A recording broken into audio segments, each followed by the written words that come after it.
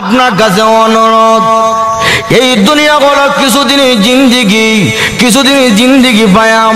আপনি সালমান শাহ তালাশ করেন, নায়ক তালাশ করেন, মাগো স্মার্ট তালাশ করেন, এই দুনিয়া স্মার্টের জিন্দিগি নয়। আপনার স্বামী যখন সুন্নতে রঙে রঙিন হয়ে যাবে, নবীজির আমলে আমল হয়ে যাবে, দুনিয়াতে হবে শান্তি, পরকালে হবে শান্তি। কিয়ামতের মাঠে আল্লাহ রাসূল আপনার স্বামীকে চিনবে। মা আয়েশা ডাকতে, ওগোবেজি কিয়ামতের মাঠে আপনার উম্মতের পরিচয় কি, আলামত কি? আল্লাহর নবী ডাক দে, আয়েশা রে, আমার উম্মত যদি দুনিয়াতে সুন্নত মানে, আমার উম্মত যদি দুনিয়াতে 5 ওয়াক্ত নামাজ পড়ে, ওযু করে, তার প্রত্যেক অঙ্গ প্রত্যঙ্গের মধ্যে নূর চমকাবে।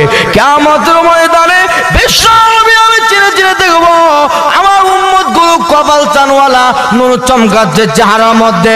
আমি নবী দেখে দেখে চিনে চিনে আমার উম্মতকে নিয়ে আমি নবী জান্নাতে পৌঁছিয়া যাব। তাহলে উম্মতের সিনার আলামত হচ্ছে সুন্নত, ঠিক না ঠিক?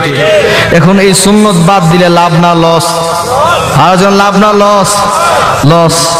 ভাইরা আমার, ও আমার মা বোনেরা, তাহলে যখন বিপদে পড়ে তখন সুন্নতের কদর বোঝে। যখন স্বামী গাঁজা খায়, হিরোইন খায়, নেশা করে, হ্যাঁ, তখন স্বামী স্ত্রী কিলাকিলি মুড়ামুড়ি করে, তখন বোঝে হুজুর আমার স্বামীরে একটু বুঝাইয়া সুজাইয়া নি তাবলীগে নেওয়া যায়, ঠিক না ঠিক? তখন বুঝে নামাজের কি লাভ, নামাজের কি ফজিলত, ঠিক না ঠিক? যুবক ভাইয়েরা, মা বোনেরা, তুমি তোমার স্বামীরে উৎসাহিত করো দিনের প্রতি। তুমি সেই দিনের জন্য তাকে অবহেলা অলসতা করো, তাহলে তুমি কিন্তু কিয়ামতের ময়দানে দায়ী হইতে হবে। আল্লাহর কসম, বিশ্ব নবীর এই সুন্নতের সঙ্গে ঠাট্টা মস্কারি করলে তুমি কিয়ামতের ময়দানে আল্লাহর কাজ করে জবাবদিহি করতে হবে, ঠিক না ঠিক? আজকে বেদিনা আদর্শ আপনার মধ্যে চলে আসছে। আজকে মহিলা, আজকে দাড়ি ভালো ভাই না, আজকে নামাজি লোক ভালো ভাই না, ঘৃণা করে ঠাট্টা করে মস্কারি করি। আফসোস, যার কারণে আজকে বেদিন না, আমাকে নিয়ে আমল নিয়ে আজকে বেদিন না, আপনার আমার প্রতি আজকে হামলা মামলা, বিভিন্ন ধরনের মুসলমান নির্যাতিত নিপীড়িত, যেরকম ঠিক না ঠিক? এই জন্য এখনো সময় আছে, এখনো সময় আছে। আগেকার যুবকরা সাহাবা কেরাম রাদিয়াল্লাহু আজমাইন দুনিয়ার সকল কিছুর চেয়ে আল্লাহর নবীকে প্রাধান্য দিতেন। যেরকম মারহাবা, কি প্রাধান্য? আল্লাহর নবী পত্র দিল, এক যুদ্ধে যেতে হবে, হুযায়ফার কাছে পত্র লিখেছে, আগামীকাল হুনাইনের যুদ্ধের মধ্যে তুমি প্রথম সেনাপতি, প্রথম আমির যেতে হবে। ওই পত্রবার সঙ্গে সঙ্গে আল্লাহ নবী সাহাবী হুযায়ফা রাদিয়াল্লাহু তাআলা নাম, উনি যখন পত্র পাইলেন চুমা দিলেন, গাল লাগাইলেন, চোখে লাগাইলেন। হুযায়ফা রাদিয়াল্লাহু তাআলা আনহু এই অবস্থা বিয়ের মজলিসের মধ্যে শুধু ইজাব কবুল করেছে। ইজাব কবুল করার সঙ্গে সঙ্গে হুযায়ফা রাদিয়াল্লাহু তাআলা মজলিস থেকে উঠে যায়। মজলিসের লোকেরা ডেকে ডেকে বলল, হুযায়ফা রে, তুমি কোথায় চলে যাচ্ছ? আমি চলে যাচ্ছি, বিশ্ব নবী, মায়ার নবী, রহমতের নবী আমাকে পত্র দিয়েছে, আমি আর বিলম্ব করতে পারি না।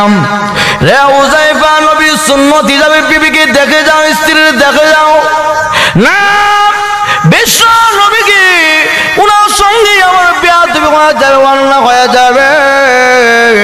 আমি যদি বিলম্ব করি আর নবী যদি বিরক্ত হয়ে যায়, আমি হুযায়ফার জীবন ধ্বংস হয়ে যাব। আমি আর বিলম্ব করব না। আবার গুরার মধ্যে সারা হইয়া অস্ত্রের সজ্জে সজ্জিত হয়ে আবার জিহাদের ময়দানে রওয়ানাম। এবার ওখানে যাওয়ার সঙ্গে সঙ্গে নতুন বিবি পত্র দিয়েছে, স্বামীরে নতুন ইজাব কবুল হয়েছে, ও স্বামী আপনার সঙ্গে একটু দেখা সাক্ষাৎ করার মধ্যে মনের মধ্যে আসা, আপনি আমার সঙ্গে একটু সাক্ষাৎ করুন। অপর পৃষ্ঠায় লিখে দিল, বিবি আমি আর সময় দিতে পারবো না গো বিবি, জান্নাতে হুর গেলমাল আমার জন্য অপেক্ষা করতেছে, আমি আর আসতে পারবো না, আমাকে ক্ষমা করে দিও। অপর পৃষ্ঠা লিখে দিয়ে বল, আবার চিঠি আসলো, আবার চিঠি আসলো, 3 নাম্বার পর্যন্ত চিঠি এসেছে। অপর পৃষ্ঠায় আবার লিখে দিল, বিবি তুমি আমাকে বিরক্ত করবে না, আল্লাহ নবী আমাকে পারমিশন দিয়েছে, ইজাজত দিয়েছে, আমাকে বিরক্ত করবে না। আল্লাহ নবী পত্র থেকে বলল, হুযায়ফা রে, কে তোমারে বারবার পত্র মাধ্যমে বিরক্ত করতেছে? হুজুর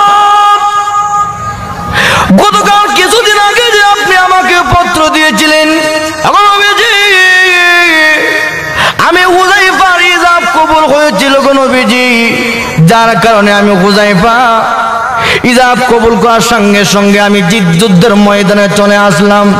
ইয়া রাসূলুল্লাহ, ইয়া হাবিবাল্লাহ, ওগো নবীজি, এই জন্য পত্র পাওয়ার সঙ্গে সঙ্গে আর বিলম্ব করে নাই, দেরি করে নাই। আল্লাহর নবী ডাক দিয়ে, হুযায়ফা রে, আমি নবী পারমিশন দিলাম, অনুমতি দিলাম, যা এই মুহূর্তে তোমার বিবির সঙ্গে তুমি সাক্ষাৎ করে আসো। এবার যুদ্ধের ঘোড়া নিয়ে শ্বশুর বাড়ির সামনে ডেকে ডেকে বলল, বিবি রে, কি বলার বল। এবার বাড়ি কিনা দাঁড়িয়ে দাঁড়িয়ে বলল, স্বামী, আমরা জানি মুজাহিদরা যুদ্ধে যাওয়ার আগ মুহূর্তে দোয়া করলে দোয়া কবুল হয়। আমি শুধু দোয়া করব, আপনি শুধু আমিন বলবেন। উনি বলল, প্রয়োজন হলে আমি আমিন বলবো। এবার স্ত্রী দোয়া করলো, প্রভু গো, নতুন বিয়ে হয়েছে, দেখা সাক্ষাৎ হয় নাই, আল্লাহ যুদ্ধের ময়দান থেকে আমার স্বামীর ফেরত এনেও। এই দোয়া করার সঙ্গে সঙ্গে হাত ছেড়ে দিয়ে এই অবস্থা কান্না, বিবি রে, দিনের পথে বাধা দিস না, আমার বিরক্ত বোধ করিস না, আর বিলম্ব করিস না, আমাকে যেতে দে। এই বিবি, কিয়ামতের মাঠে তোমার সঙ্গে আমার সাক্ষাৎ হবে। এই কথা বলে যুদ্ধের মধ্যে আল্লাহ নবীর সাহাবী হুযায়ফা রাদিয়াল্লাহু তাআলা চলে গেল। উনি চলে যাওয়ার পর যুদ্ধ করতে করতে আল্লাহ রাস্তায় নবীর সাহাবী আল্লাহ রাস্তায় শহীদ হইয়া যায়। কি পরিমাণ মহব্বত ছিল আল্লাহ এবং আল্লাহর রাসূলের প্রতি, দ্বীনের প্রতি, জোরগান ঠিক না বেঠে। এই জন্য ভাইরা আমার, ওই সাহাবা কেরাম আল্লাহ এবং আল্লাহ রাসূলকে মহব্বত করার কারণে দাম কমছে না বাড়ছে? বাড়ছে। যাক, বলতেছিলাম, এই জন্য সুর গুহায় আবু বকর সিদ্দিক রাদিয়াল্লাহু তাআলা নবীজিরে নিজের জীবনের চেয়ে বেশি মহব্বত করছে। নবীর আমলে হয়েছে, ঠিক না ভাই? ঠিক। এই আমলে হওয়ার কারণে এখন সেই গোত্রের ভেতরে 3 দিন 3 রাত অবস্থান করার পর আল্লাহর নবী এখান থেকে রওনা হবে মদিনার দিকে। এই অবস্থা একজন বেঈমান কাফির সুরাকাম আল্লাহর নবীকে ফলো করে নবীজির পেছনে পেছনে আসতে আক্রমণ করবে। আল্লাহর নবী ডাক দি, প্রভু গো, জালিমের জুলুম থেকে হেফাজত করো।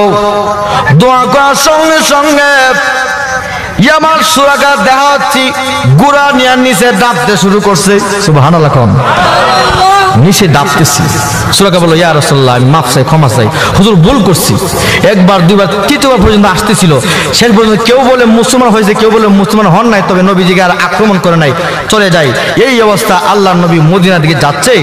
ইতিহাসের কিতাবে লেখছে যে সাহাবা কেরাম, মদিনার লোকেরা রাসূলের আগমন উপলক্ষে এত আনন্দ উল্লাস জীবনে কোনোদিন এমন আনন্দ উল্লাস করে নাই। সুবহানাল্লাহ। প্রত্যেক দিন মদিনার বর্ডারে এসে সকলে দাঁড়িয়ে থাকি, কোন দিন বিশ্ব নবী আসবে, মদিনা ধন্য হবে। সুবহানাল্লাহ। আল্লাহর নবী মদিনা অবস্থা করার সঙ্গে সঙ্গে মদিনার ঘর থেকে আওয়াজ আসলো, হালুম্মা ইয়া রাসূলুল্লাহ, হালুম্মা ইয়া রাসূলুল্লাহ। ওগো নবীজি, আমার ঘরে আসেন, আমার ঘরে আসেন। আল্লাহর নবী ডাক দেয়, এ মদিনার লোকেরা, আমি নবী কার ঘরে যাব? এক ঘরে গেলে অন্য ঘর মলিন হবে। এই জন্য তোমরা এক কাজ করো, আল্লাহ হুকুমে আমি যাব, তোমরা মন ঘাবড়াবে না। মদিনার ছেলে মেয়েরা এত আনন্দ উল্লাস। আল্লাহর নবীর মনে আঘাত ছিল। কি আঘাত? বিশ্ব নবীর জন্মস্থান ছেড়ে দিয়া, খানা কাবা ছেড়ে দিয়া আল্লাহর নবী মদিনা আসলো। মদিনার ছেলে মেয়েরা নবীজিকে দেখে এত আনন্দ উল্লাস। আল্লাহর নবী চোখের পানি ফেলে দিয়ে কান্দে, মদিনার ছেলেরা রে, মদিনার মেয়েরা, তোরা আমার জন্য আজকে পাগল। আমি নবী যখন মক্কা করে করে কালেমার দাওয়াত দিতাম, আমি নবীর পাথর দেওয়া ডিল মারত, আমি নবীর আঘাত করতো। এ মদিনার ছেলেরা, না মক্কা আমি নবীর সঙ্গে গাদ্দারি করে প্রতারণা করবে, সকলেই ডাক দিয়ে, ইয়া রাসূলুল্লাহ, না গো নবীজি, আমরা মক্কার ছেলে নয়, মদিনার ছেলে। আমরা ওয়াদা দিলাম গো, জীবনে কোনোদিন আপনি নবীর সঙ্গে আমরা কোনোদিন বেয়াদবি করব না। এই কথা বলার সঙ্গে সঙ্গে নবী দোয়া দিল, প্রভু, মদিনার প্রতি আমি খুশি হয়ে গেলাম। প্রভু গো, আল্লাহ তুমি খুশি হয়ে